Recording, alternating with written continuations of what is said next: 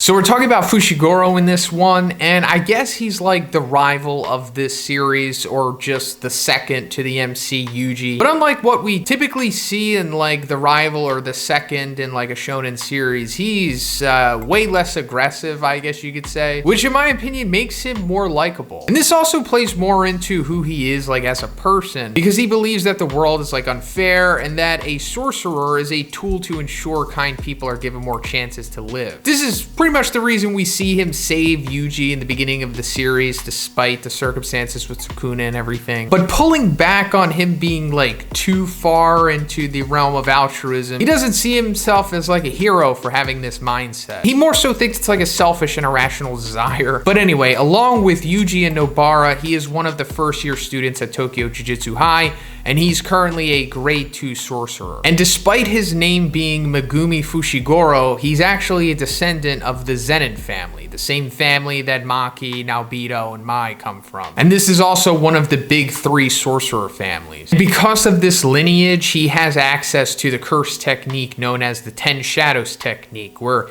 he's essentially able to use like a variety of different Shikigami, and we'll go more into that later. And with that being said, I think I might have reached the point of where I can't really go any deeper into Fushiguro without going into like manga spoilers. So if you don't want to know what's going to happen past season 1, you can check out now. So now I guess we could go more into like his backstory and history. So going back to what I was saying about how he's actually a descendant of the Zenin family, and when Toji had Megumi, he like met with Naobito Zenin and was basically going to sell Megumi to the Zenin family once his cursed energy had manifested. But obviously this didn't happen because we see that he's, not under them. And that's because once Toji died, along with Megumi's original mom, Gojo kind of took Fushiguro under his own wing. That's why they're so close, and Fushiguro's not currently like with the Zenin family. Going further into his family, Fushiguro also has like a stepsister named Sumiki. She was like, I guess, a pillar of support in Fushiguro's youth. She actually kind of played a big part in him having like the ideology that he currently has. But like randomly one night in the past, she went like to this bridge with her friends and then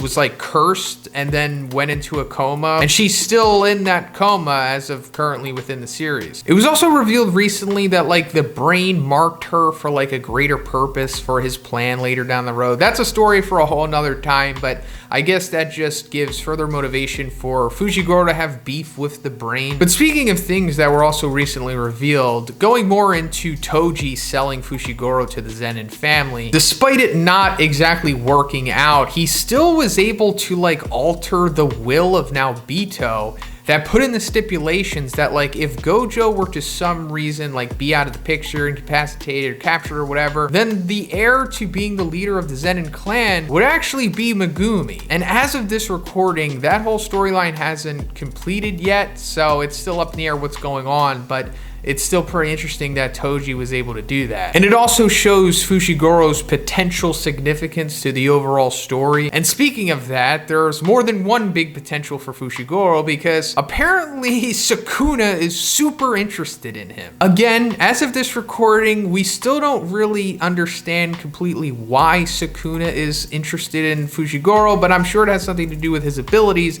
that will further the overall plan of Sukuna, which we still also don't fully understand yet. And then I guess finishing up just this overall potential of Fushiguro's character, Gojo says that he has just as much potential as Yuji does. I mean, there's like multiple translations for this, I guess, and there's like still a conflict about it. Either he said that he has more potential than Yuji or just as much potential as Yuji. It doesn't really matter. It's kind of just, pointing out that Fushiguro has some major significance to his character later down the line in this story. So now at this point, I guess we can go more into like his abilities and stuff that he could do. So being a grade 2 sorcerer, he's pretty capable, and I'm sure he could even really be considered a grade 1 sorcerer at this point until the official title is placed on him. But he has like good speed, good strength, good durability, all of the typical good stuff that comes with someone on that tier of power. And also, despite him being like a 10 Shadows user, meaning that he has to use hand signs for the Shikigami and stuff, he's still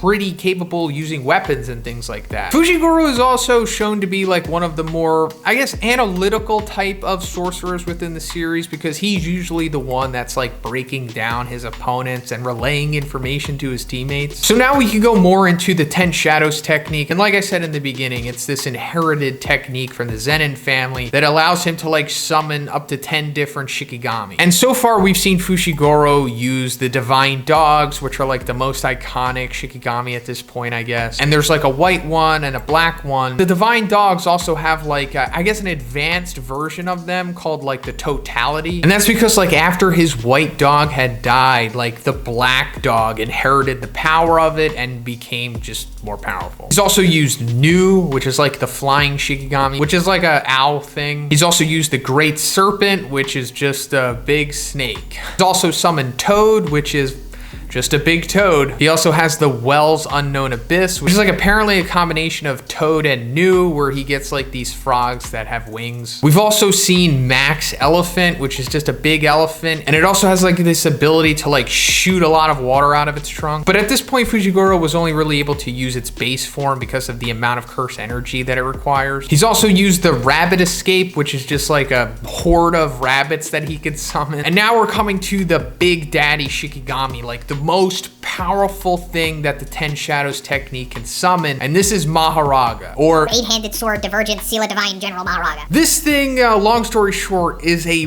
beast, and actually no 10 Shadows technique user has been able to exercise this and tame it to this day. This thing almost deserves its own video dedicated to it, considering how much it has going on and how kind of nuanced it is. But essentially, this is like Fushiguro's like final trump card, where it's like if he's about to lose a fight and die as a result, he's basically going to summon this thing and force you into a ritual of exercising it with him. And considering that it's so unbelievably powerful that you basically have next to no chance of taking it down. So therefore, you know, you lose along with Fushiguro. And lastly, we can come to Fushiguro's domain expansion, which is called Chimera Shadow Garden. And at this point, it's still an incomplete domain expansion, but it's still pretty powerful. So when he activates this, he basically like floods out almost like liquid shadow in a way. But I'll say that this is definitely one of the most versatile domain expansions that we've seen so far. And of course, that means it plays into the 10 Shadows technique with the Shikigami summoning, but considering that this is all just liquid shadow stuff, they can all just become Shikigamis and stuff like that. And being that he could just manipulate all of this surface, he can also like travel on it freely. He can even like summon clones of himself, almost you could say shadow clones. And he can even like hide within your shadow once this is activated. Like, it's pretty busted. I mean, even in its incomplete state, he was able to defeat a special grade finger bearer. But yeah, I guess that's everything about Fushiguro, at least at this point. I mean, I'm sure I left out some little bits of information like that, but I just mainly want to focus on the significant stuff in these videos, you know? But let me know what you think about Fushiguro in the comments. What do you think his ultimate potential that everybody keeps talking about is? And if you like the video, guys, please give it a like. If you haven't already, please subscribe as well. Have a great day. I'll see you in the next one.